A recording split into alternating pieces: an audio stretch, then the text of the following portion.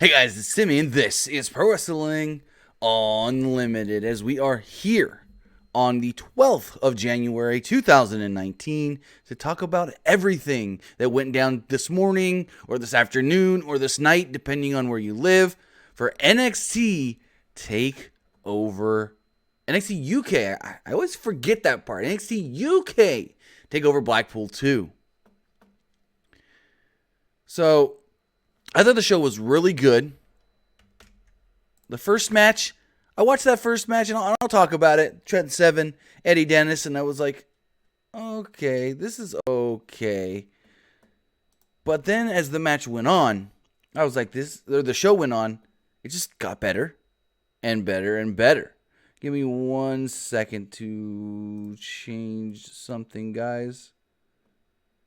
Let me know if the video is choppy for you or not.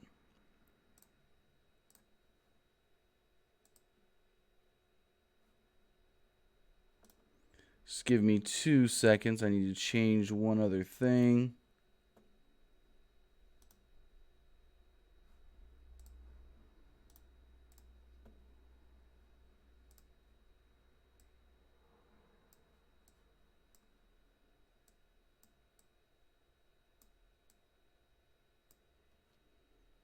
Alright, I think that should look better. And run a little better as well. Kind of adjusting stuff on the fly. Made some changes, and apparently it did not want to work right once we went live. So it's all good though. I think we may be good now. All right. So as far as the show went, the show was a 5-match show, 3 title matches, 2 non-title matches, and like I said, the first match, Trent Seven, Eddie Dennis, I never really got into. It wasn't a bad match or anything. But then, once it started going, the show itself, I really liked it. So like I said, the show kicked off with Trent Seven versus Eddie Dennis. We had Tom Phillips and Nigel McGuinness on commentary. And, Seven wore a nice crimson coat with the Mustache Mountain logo on the back, while Dennis entered wearing a black and green dragon mask, since he is the Dragon of Wales. Dennis tried attacking Seven at the bell, but it got immediately caught in a one-armed powerbomb for a 2 count. He followed that up with a DDT and a clothesline in the corner. Seven went over and hit a superplex, but Dennis ducked out and hit a razor's edge out of the corner. Dennis was taken out at one point and beat down on Trent. He hit a vertical suplex for a 2 count of his own. While the fans were solidly behind Trent Seven, he came back with some chops and a Snapdragon suplex, suicide dive, and another suplex at ringside. Seven went for a reverse somersault senton from the top, but Dennis moved. Dennis then hit his version of the End of Days for a near fall. Seven escaped another razor's edge attempt, but got hit with a clothesline. He then came back with an Emerald Frozen and went for a Burning Hammer. Dennis then removed the turnbuckle pad, but first got caught by the ref, and then got caught with the forearm from Trent Seven, but the buckle still came off without anybody but the announcers noticing. Seven then hit a superplex from the top. The referee then noticed the exposed turnbuckle, but just kicked it to ringside instead of trying to put it back on. Kind of weird. Excuse me. Dennis then went for a razor's edge into the turnbuckle, but the ref stopped him. So then he just nonchalantly throws Trent Seven over the top to the outside. The referee or the announcers played it up as if Trent Seven landed on the barricade, but he landed on a well-timed, well-placed guy standing at ringside that caught him. So Dennis gets him back in the ring, went for the pin, but Seven managed to somehow kick out. Dennis then hit the neck stop driver and picked up the victory. Again, I never got into this match. It just kind of seemed like a good opener, but it wasn't like, oh man, this has got me just super hyped for everything else that we've got going. It never hit that stride for me, I think, was what I'm thinking. I just never actually hit that full stride as far as, man, if this is what everything's going to be like, then this is going to be great. It was kind of like, okay, if this is the vibe, we'll get a good show. And we did get way better than a good show. Like, we got a really, really good show here tonight. So let me move on to the Women's Championship match. It was Kaylee Ray defending against both Toni Storm and Piper Niven.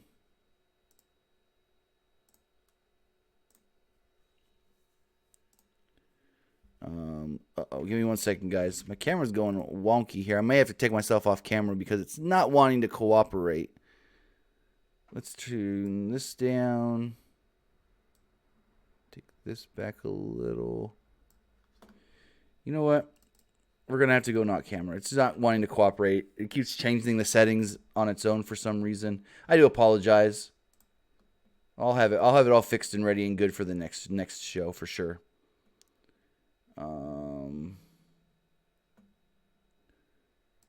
Let's just jump here. All right. Sorry about that, guys. I know you guys like the camera thing. Everyone keeps telling me it's a good little look. For some reason, it's just not wanting to work right.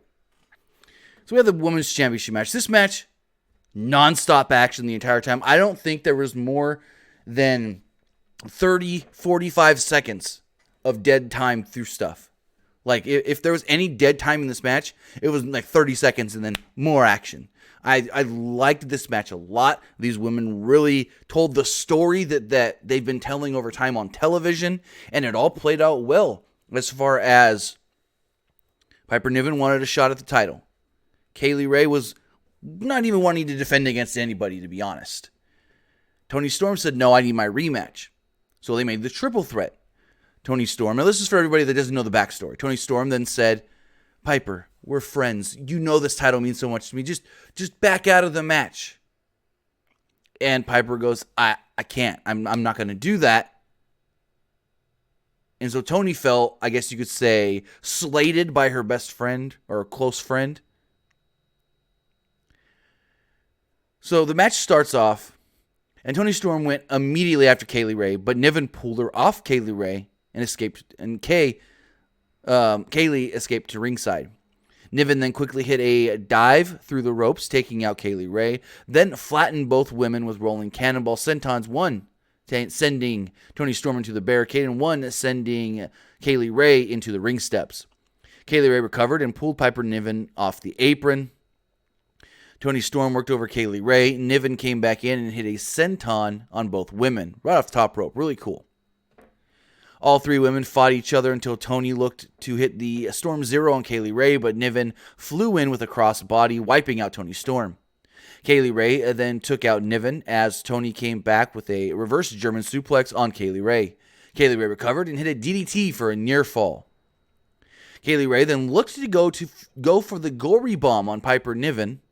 I didn't like how the announcers, mostly Nigel, kept playing up the size of Piper Niven, saying that, oh my God, is she even going to be able to lift her?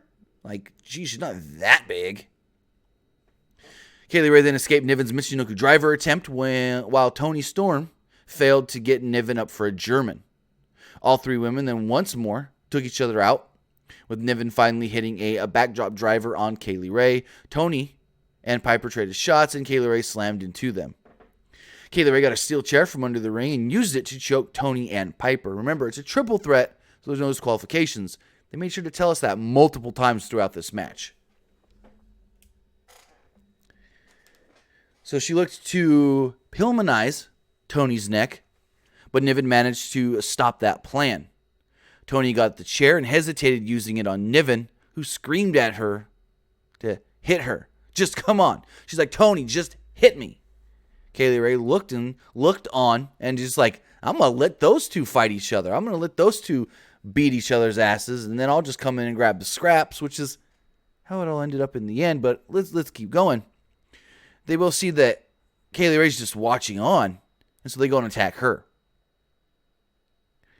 Tony first hit a tope suicida on Kaylee Ray, followed by a cannonball by Niven off the apron. As Tony and Niven recovered at ringside, Kaylee Ray hit a top rope somersault dive on both of them. Tony looked for a superplex at one point from the top, but Niven launched her into a sit-out powerbomb before Kaylee Ray hit another senton on Tony. Niven then hit a big powerbomb on Kaylee Ray for a close near fall. Niven looked to hit another Michinoku driver, but Kaylee Ray managed to escape and actually got Niven in the gory bomb. Tony slid back in the ring and slammed into the referee to break up the pinfall. Again, they let us know, hey, she can fuck with the ref because it's no disqualification.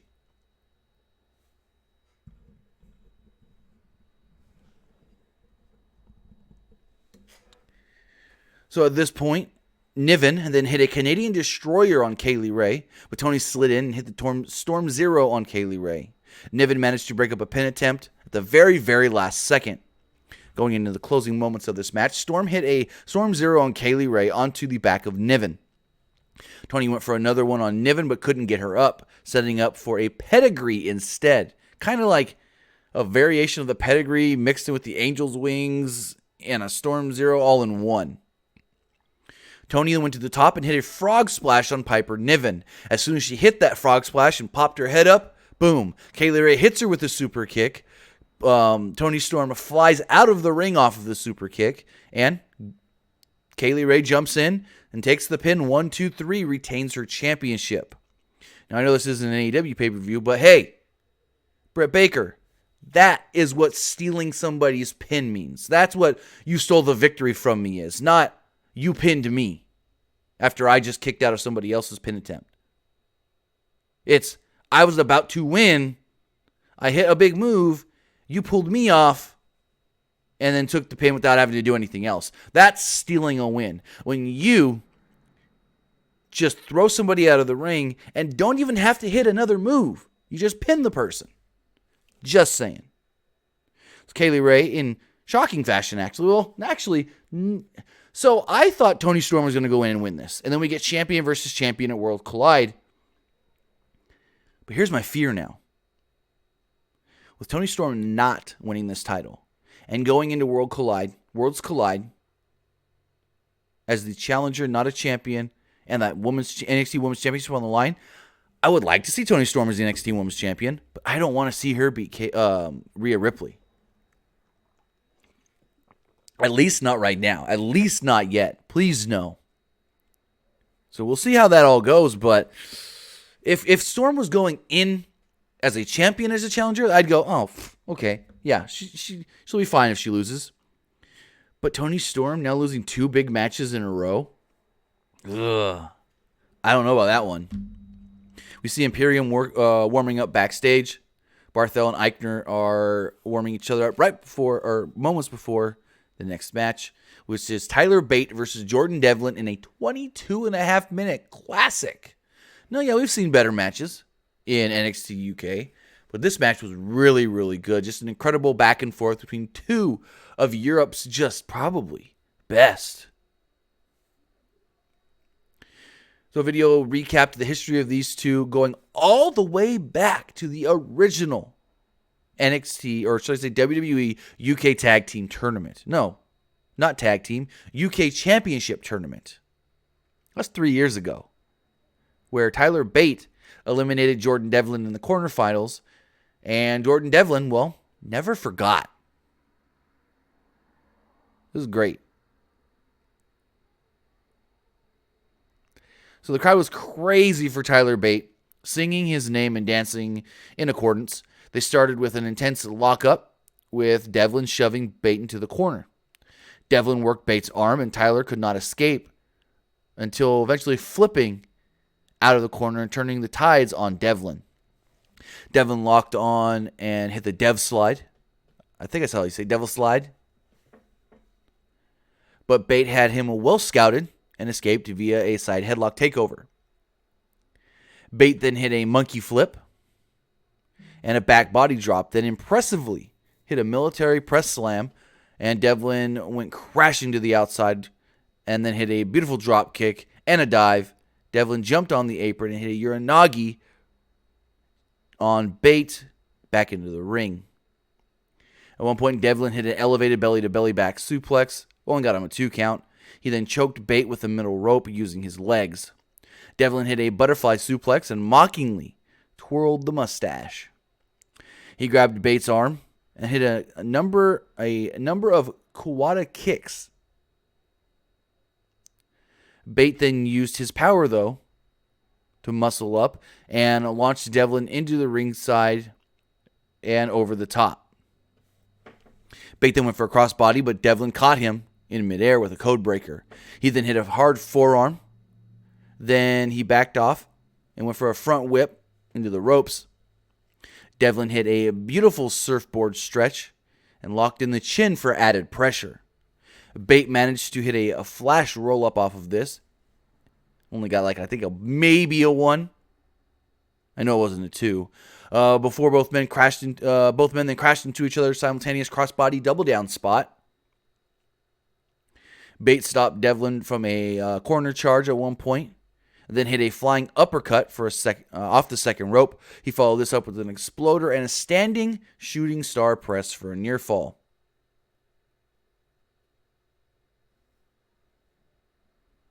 Mad Lad. Finn Balor can't win the UK Championship because he's not in the UK brand.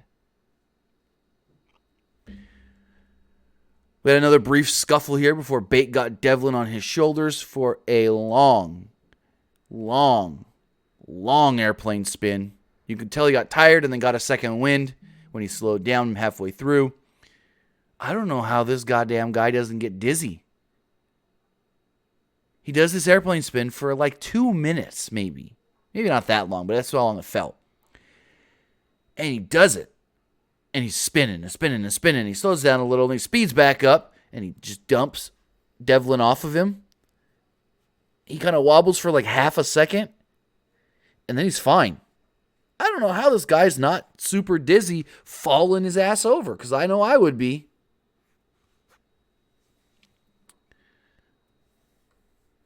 So after that, Bate followed it up with a nice-looking brainbuster for a near fall. Tyler went for the Tyler Driver 97, but Devlin turned into a Rana and hooked the legs, but Bate turned the cover over. Almost got a pin here.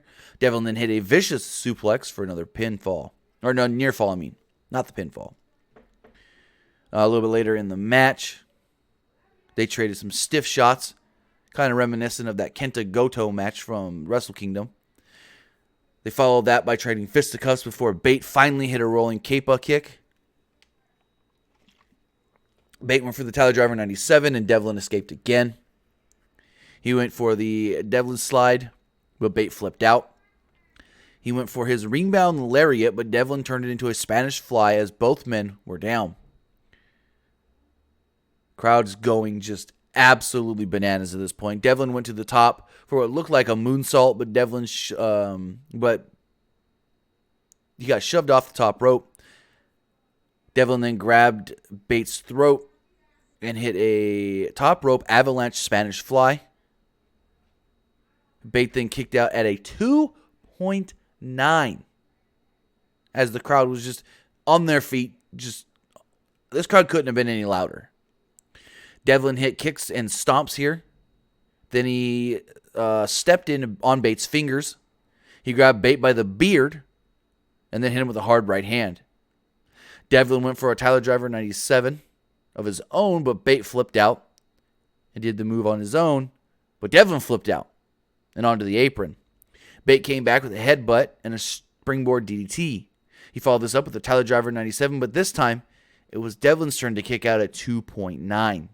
Tyler then hit a top rope corkscrew plancha and finally picked up the victory. Those Bate celebrated, we saw Triple H, William Regal, and Johnny Saint all watching from a balcony, applauding and giving both men a standing ovation. Okay, cool to see. I guess Triple H with this brand is not as hands-on. You would think he'd be sitting in Gorilla in that Vince spot like he does for NXT, but Then next up, we got a super fun match. I thought it would have been match of the night, but Devlin and Bate stole that honor. And these 6 guys, they had a tough act to follow.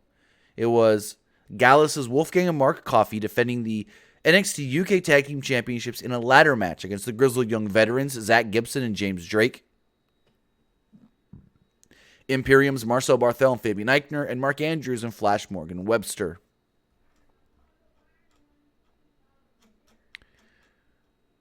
So like I said, this match was my most anticipated match. I thought I was going to go in and say this was... I went in saying I think this is going to be the best match. And in an untypical move from NXT, champions came out first. Usually champions come out last. Also, Sid Scala is a liar. He said, the next time any of you foresee these belts, it will be when they're suspended above the ring. Yet, Gallus came out wearing the belts. And they had the belts in their promo videos talking about the match. This is a little thing, because usually NXT and NXT UK are really good at those subtle things making sense and rolling over. Like if they say one thing is going to happen or not happen, it doesn't. They're usually good on the minute details. This time, it was something that was overlooked. All good, though. So Gallus and Imperium paired off as they did the GYV and Morgan, as did the GYV, the Grizzled Young Veterans, and Morgan and Webster. Grizzled Young Veterans remained standing, but quickly were taken out by Gallus as they celebrated, thinking, hey, we cleared the ring.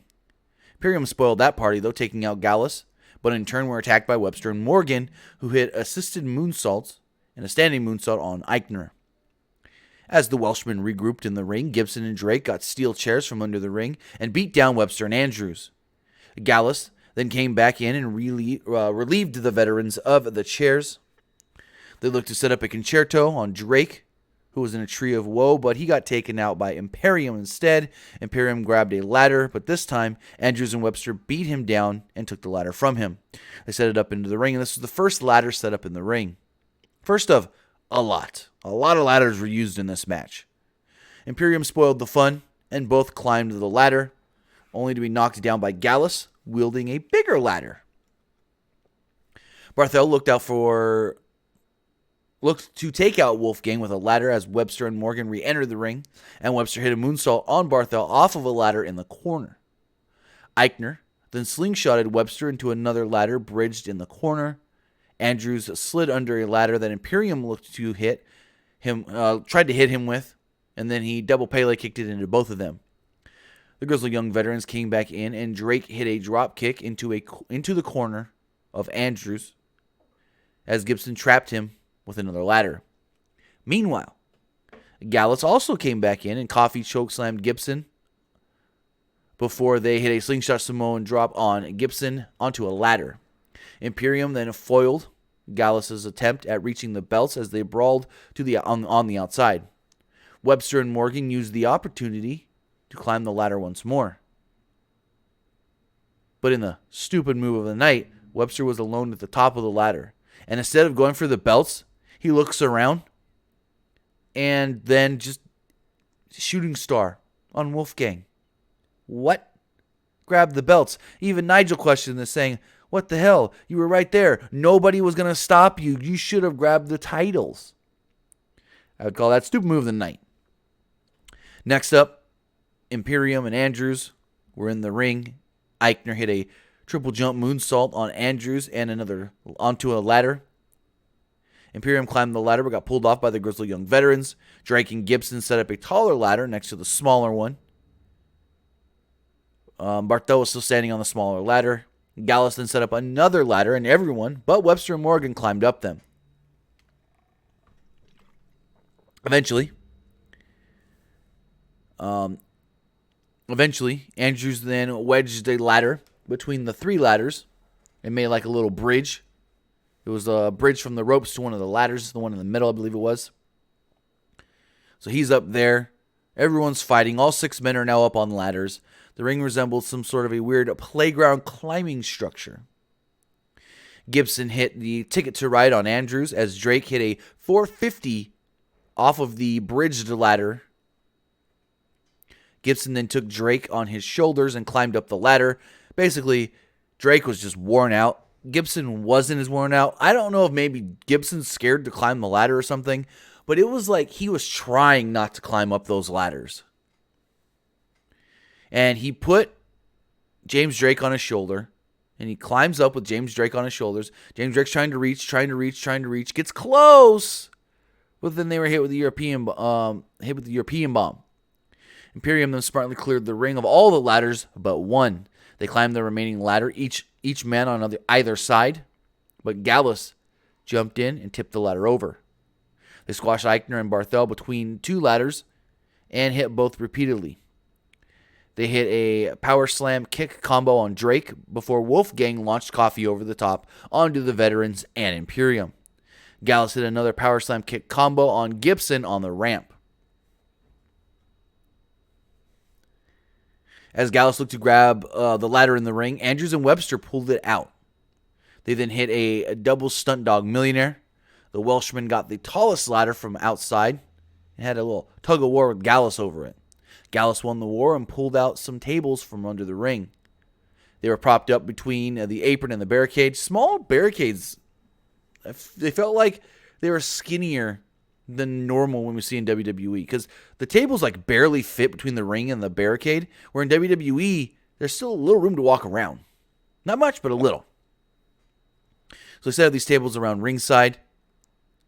Gallus then looked to slam Webster and Morgan through the tables, but they escaped, and Coffee went through one of the tables. He was bridged on it, and the table just gave out and broke. And so Nigel goes, Wolfgang's laying on that other table. I hope it doesn't break under his weight. And so Wolfgang's laying on this table. They climb both Mark Andrews and Flash Morgan Webster climb up top of this big-ass ladder. And Flash Morgan Webster was up there first, and then Andrews climbs up. And Andrews looked like he was going to try and climb higher. And I go, please don't try to climb to the top of the ladder and then get on his shoulder so you're even higher than the ladder, which they didn't, and I'm glad they didn't. Instead, they both stood up on the ladder at the same time, and then both hit a, I guess, senton, whatever you want to call it, through Wolfgang, who was laying on this table. Basically, they wanted to do the old Jeff Hardy spot. They both wanted to do it, so they said, hey, let's just both do it. Andrews and Webster then got into the ring. They had a smaller ladder, but the Grizzly Young veterans attacked them. Drake climbed the ladder as Gibson kept Andrews off. Again, James Drake climbed the ladder, but Zach Gibson was just the security man, making sure no one came in to try and stop Gibson. But Andrews somehow got hold of a kendo stick, and this basically made Zach Gibson freeze for a moment, where he's like, oh, no, kendo stick. What are you going to do with that? And then Andrews just went so crazy. The shots that he was giving them were so hard that chunks of the kendo stick were flying off. So he takes James Drake out of the ring, knocks him out of the ring. Then he hits, knocks James Drake out of the ring. Grizzly Young veterans are out. Andrew climbs up, and Imperium slid back in. Eichner pulled off Andrews in a vertical suplex position before hitting a brainbuster. Barthel climbed the ladder. Coffee then came in to try and stop him, but Eichner pulled him for a powerbomb. Imperium looked to hit a European bomb on a ladder. Wolfgang then suddenly came back in and speared Eichner so hard that he broke in half a ladder that was sitting in the corner. It was like not even a spear. It was more like he ran at him with like a spear type. You would think it was just to be a spear. But then he goes for like a double leg at the same time, wraps his arms around the waist of Eichner, lifts him up, and just slams him down as hard as he can through this damn ladder. At one point, then Coffee tipped over the ladder with Barthel on it, who flew to the outside on top of all the other men. Gallus then climbed the ladder and retrieved the championships, and I was shocked. I was completely shocked, because at that point near the end, when it was just Imperium in the ring, I go, this makes the most sense. Imperium wins the tag titles, then we go to World Collide with all the champions in one match. But that's not what we did, ladies and gentlemen. No. We actually had Imperium lose, and Gallus successfully retained their championships. I was shocked. to be completely honest. Really, really good, fun match. And the crowd, I was surprised how into it the crowd was coming off of that Tyler Bate, Jordan Devlin match. They then showed us, actually earlier I forgot to mention, they showed us Travis Banks in the crowd. Meh, whatever. They also showed Ridge Holland. Again, whatever. Nobody knew. So then we had the WWE United Kingdom Championship match. It was Walter defending against Joe Coffey. And I like what they said early on about Joe Coffey in this match. So the match starts off, and Coffey's ready to box. Like, he's ready to go. Walter comes at him with the clothesline, and he ducks. They lock up, and Coffey actually managed to turn Walter into the ropes and slap him. Walter retaliated with a forearm and put him in a sleeper, but Coffey hit a backdrop on Walter and then rolled to the outside. Coffey then hit a boot on Walter as he re-entered the ring and hit a dive off the apron. Walter came back in with a European uppercut, then smartly rolled into the ring with a half second to break the count before it was a count out. Coffey then drove Walter into the barricade, but Walter a back body dropped him over it.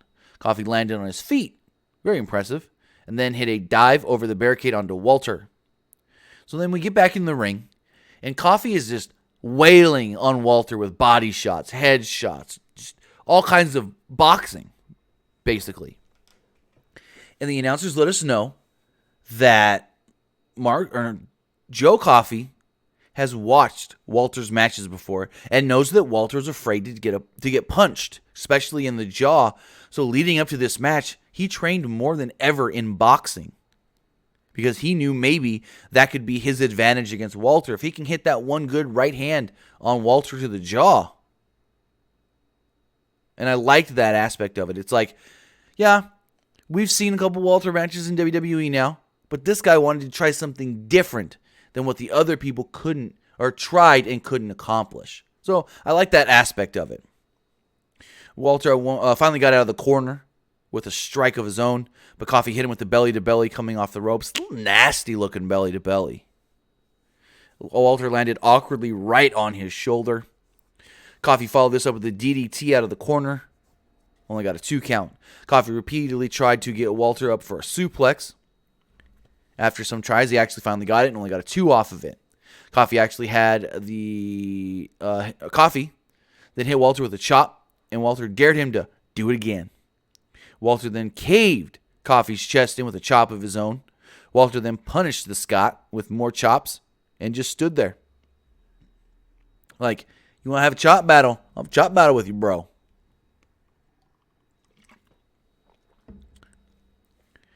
So here, Walter hits a chop that's just so loud on Coffey that you probably could have heard it outside the building. Coffey then comes back with a chop of his own, but Walter hits a body slam. He followed this up with a sit-down splash. He locked in a single-leg Boston Crab, then transitioned it into an STF until Coffey barely got to the ropes with his foot.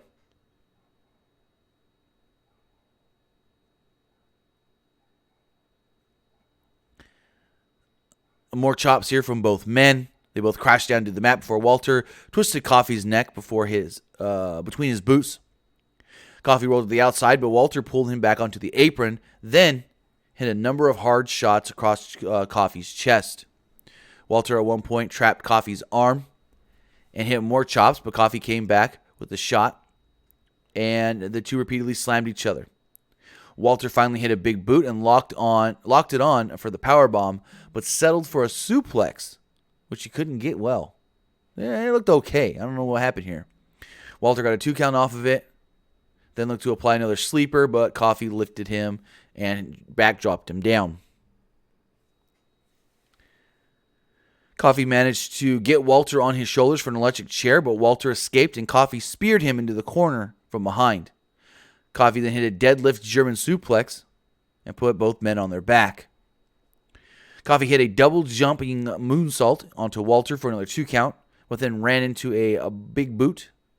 He shrugged it off, though, and hit a clothesline, but ran into it. Or went for a clothesline, but ran into a chop. Walter then hit a powerbomb, but Coffey kicked out at 2. Walter once more looked for the sleeper. A lot of submission attempts, which was building toward the end.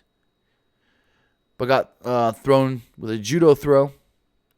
Coffee then hit the Glasgow send-off on Walter.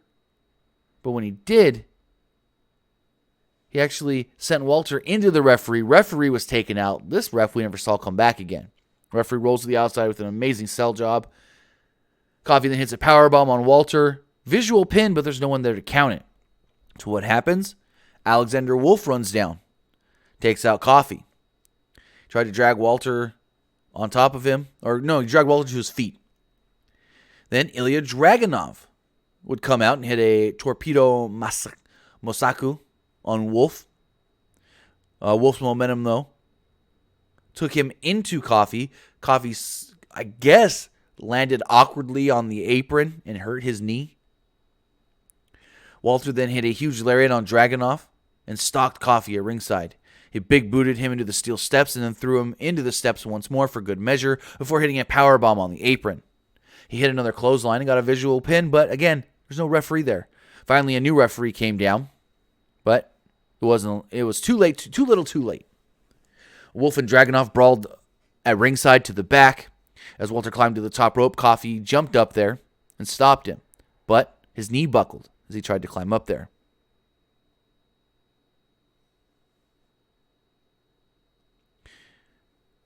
Walter tossed him off of the ropes. Walter repeatedly chopped Coffee as he fell to the mat. Both men then exchanged some hard shots. Eventually, Walter went for the knee, though. Excuse me. Walter at one point went for a power bomb, but Coffee flipped out of the move and then hit two of the best for the bells spinning lariats. Walter kicked out of the pin attempt. He went for a third attempt of it, but Walter ducked and applied another sleeper. He transitioned into a headlock and then back into a sleeper. He then kicked Coffee in the back of the neck. Coffee reached the ropes, but Walter hit a sleeper suplex followed by a powerbomb, a chop to the back of the neck, and another powerbomb, and finally applied a head and arm clutch. This would cause Coffee to tap out. Coffee, 2 years in a row at the same event, challenges for the championship, loses. Let's move on. So the rest of Imperium come down to celebrate with Walter, and Walter is kind of taking his time to get to his feet and get to his position in, the line of Imperium. And I'm like, okay, they've got the graphic on the screen. Is Walter hurt? What is wrong? Why is Walter taking so long? And then we learned that Walter is just buying his time before the goddamn Undisputed Era would run down and attack all four members of Imperium. And they got the biggest babyface reaction from this crowd. Like, you would have thought that these were the number one.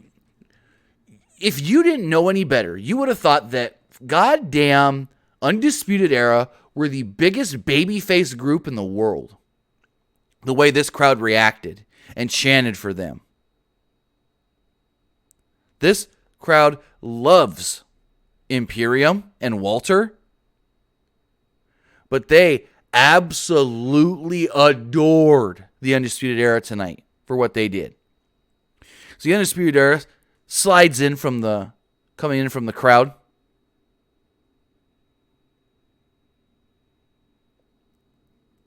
They took out Wolf, Barthel, and Eichner on the outside before ganging up on Walter. Walter tried to take them all on. But it was too much. He was outnumbered. They each hit their moves on Walter before Adam Cole finally took Walter out with the last shot. Undisputed Era then posed in the ring as the show went off the air. And frickin' Roderick Strong was so into this. He was so hyped up. He rips off his shirt, throws it into the crowd. He rips off his dog tags, throws them into the crowd. Roderick Strong was fucking just loving this. And it may have just been that he was overselling everything. It may have just been that he was so hyped up from that crowd. But this was fantastic. Unexpected as all hell. Because when Walter was kind of slowly getting in line at the end after his match, they put the graphic up on the screen to show that the show's over. which makes you think, okay, cool, show's over, whatever. I'm about to turn my TV off. But then when Walter was slow to get in position, I'm like, something's going on. What is wrong here? And that's when all of a sudden the crowd erupts and Undisputed Era runs in. So this end was great, and it all builds towards Worlds Collide a week from this Saturday.